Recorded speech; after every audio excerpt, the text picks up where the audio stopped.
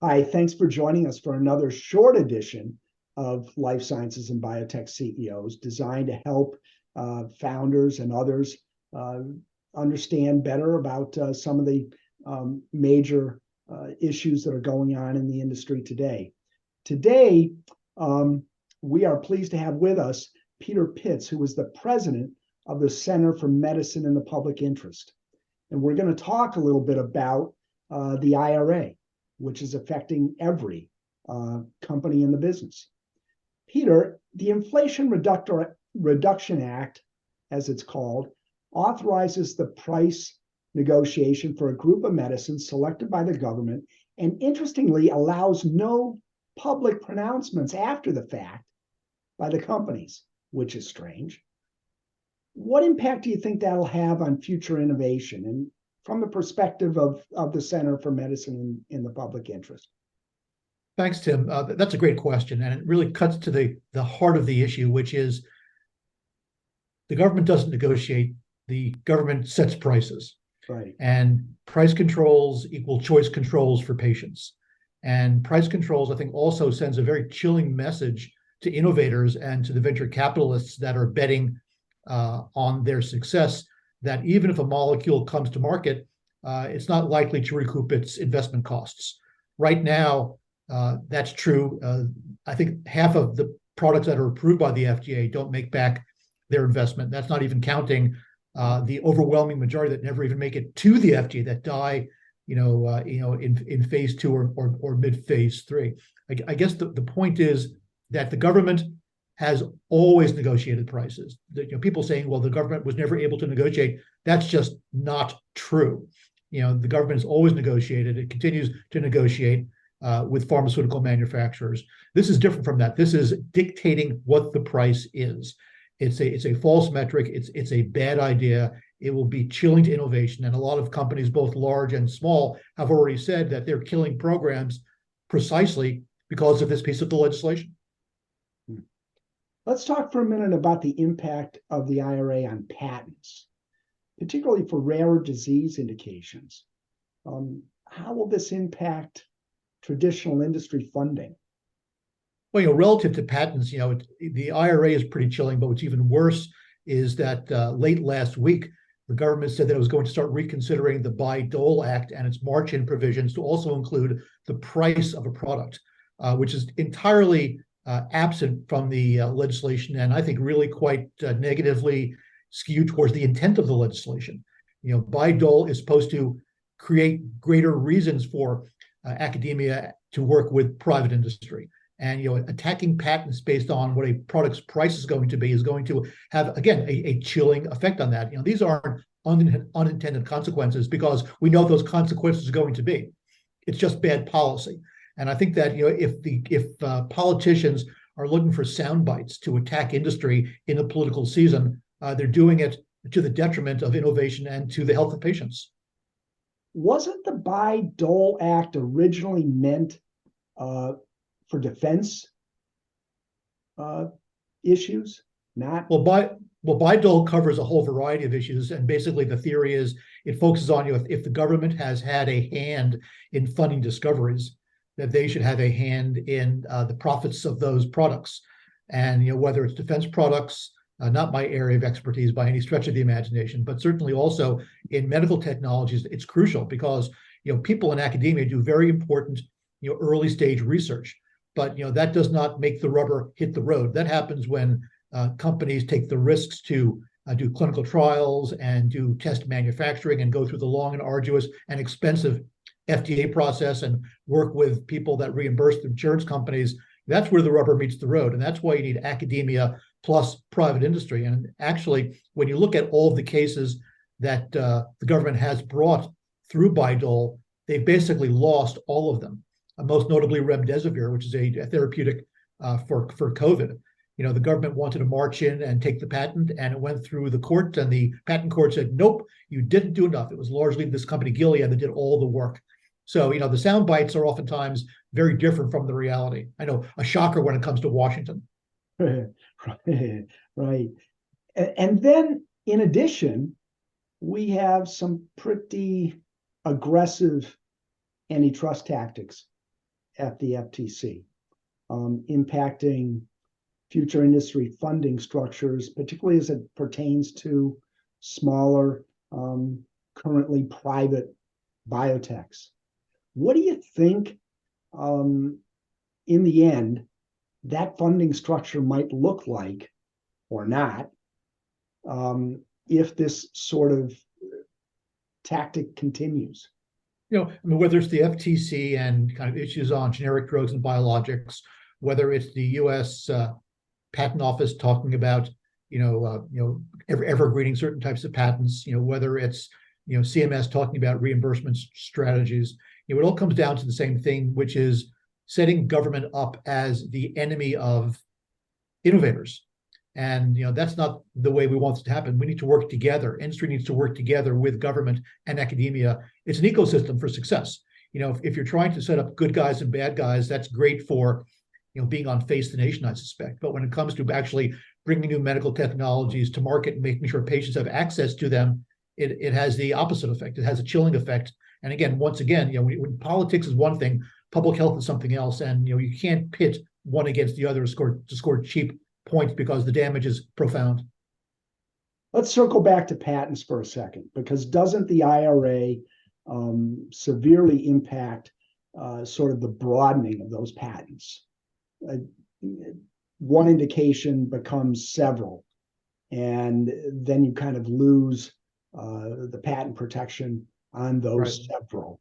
Exactly right. I mean, part of the issues with IRA is there's a complete lack of understanding, the people that drafted that legislation, that when a drug is approved through the FDA initially, it generally is approved for the kind of the lowest hanging, easiest approved scientifically therapeutic use. But oftentimes these molecules, especially for difficult to treat diseases, various types of cancers and orphan diseases, there's lots of evidence that shows that these drugs can be used for many, many different things. And to get an additional indication on your FDA label, you have to go back, do another clinical trial, run the FDA gamut, again, long and expensive and arduous, and you fail sometimes, and sometimes you succeed. But what the IRA says, once you've got that first indication, that's it. You don't get any more patent extensions if you want to go back and do expensive clinical trials for 2, 3, 4, 6 different disease states. And what companies are going to say is, okay, fine, then we won't do those studies. And the result there is we'll never see the science. People that could be helped won't be helped. And again, it's a very short-term, politically driven proposition that simply doesn't understand how drug development and the FDA process works. It's shocking to me that people draft these pieces of legislation and they only know 30% of what they're talking about, and the other 70% is really, the crucial piece relative to innovation and patient care.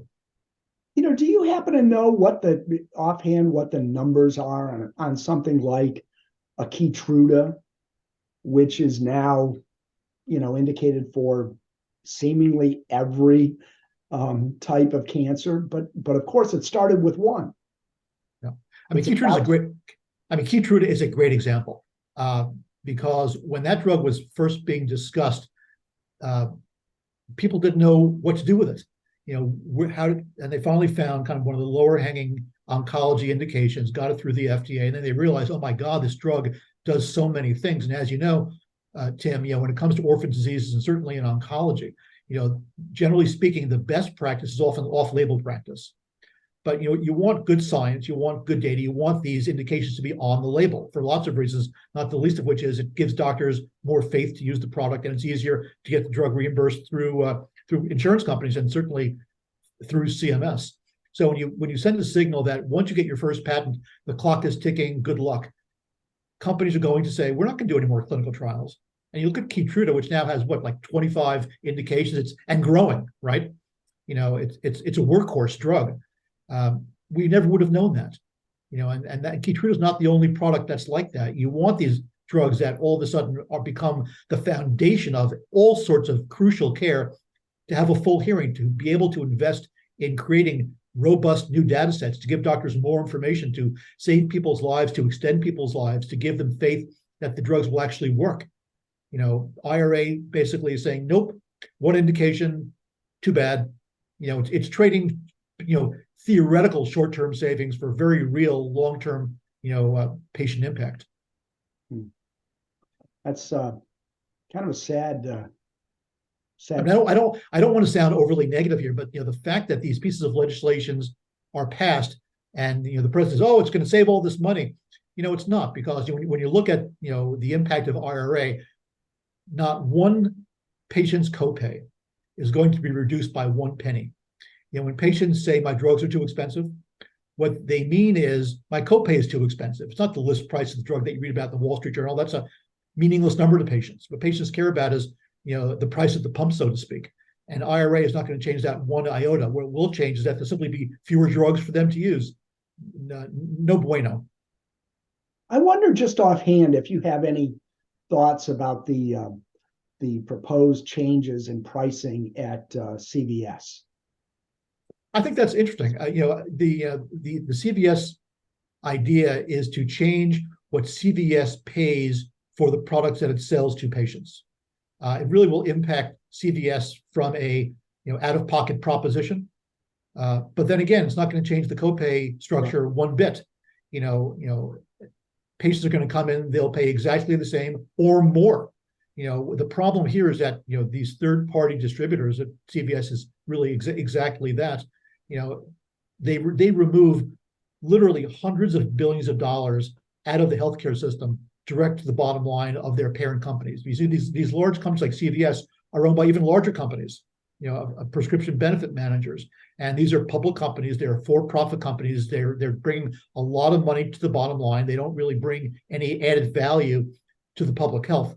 So I think, the story that CVS is going to change, it's going to lower the price of drugs. Yeah, they're going to try to lower the price that they pay for drugs, but they're not going to pass along those savings to the patient. And there are laws on the books now in Washington that force Medicare and Medicaid to pass those savings along to patients. So we'll see what happens on the private sector front. People aren't stupid. I was born at night, but not last night. So when I hear that we're going to pass those savings along in the form of lower copays, then I'll start listening. So does the Center for Medicine in the Public Interest, do you have an alternative program in terms of lowering costs that you propose? Or answer number one is there's no simple answer. Right. H.L. Mencken said something like, for every complex problem, there's a simple solution that's wrong. Right. I think that, from a foundational level, the way to lower healthcare costs is to keep people healthy.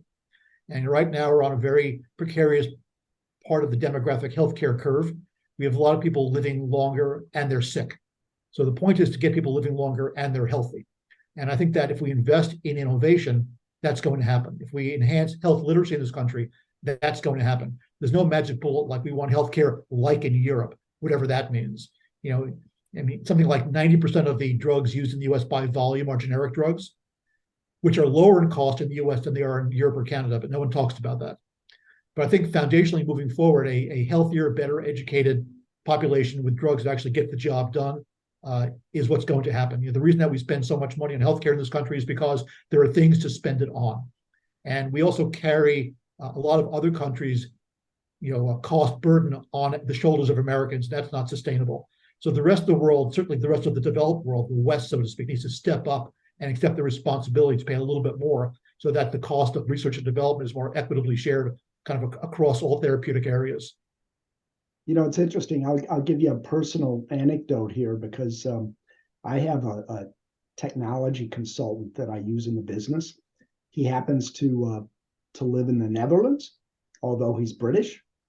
And when I last spoke with him late last week, why he had a horrible flu that he's had for a couple of weeks. I asked him if he got a flu shot. He said, "No, I don't qualify. I'm under 60. Imagine that. In the Netherlands, you cannot get a flu shot unless you're over 60 or have some pre-existing kind of ailment that might make the flu particularly dangerous. Sure. Well, they ration healthcare, and they have to because it's just financially, it's a solution. But you mentioned the flu shot's a great example. So we're living on borrowed time relative to the flu. I think only like 15% of Americans got the flu shot. If you don't get the flu shot and you get sick, obviously there are going to be tens of thousands of people that die from that. But a good way to reduce cost is to get a flu shot, is to get the COVID boosters, to get the RSV shot, is to get the shingles vaccinations, is to make sure that vaccination rates go up. Childhood vaccination rates are lower now than they were before COVID. Shocking. We have to fix that.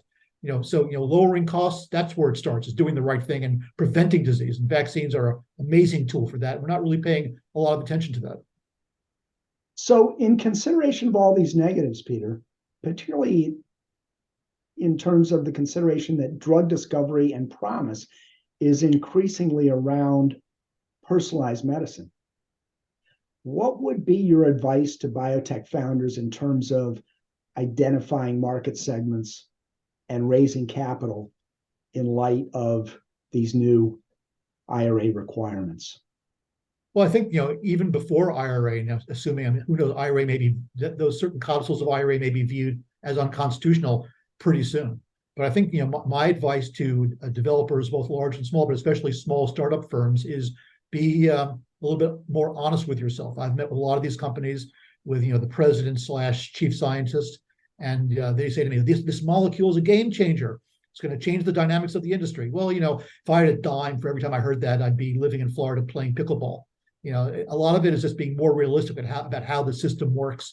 A lot of these small startup companies with great ideas, I ask them, what's your FDA strategy? And they say, I don't need that. This is going to fly through the agency. Send me a postcard.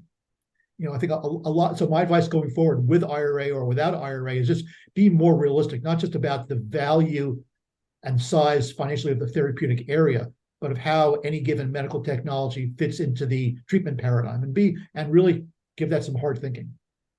What's the status currently of some of those lawsuits which have been brought, questioning the constitutionality of the IRA and other kinds of issues with it? What's the status there? I think I saw AstraZeneca withdraw their case recently. Well, there are still quite a few cases pending.